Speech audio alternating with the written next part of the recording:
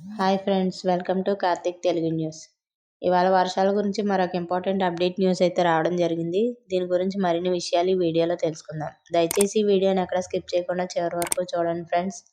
అలాగే మా channel subscribe చేసుకుని మాకైతే ఒక సపోర్ట్ అయితే ఇవ్వండి. వివరాల్లోకి వెళ్ళినట్లయితే బంగాళాఖాతంలో కొనసాగుతున్న అల్పపీడనం మంగళవారం తీవ్ర అల్పపీడనంగా బలపడింది.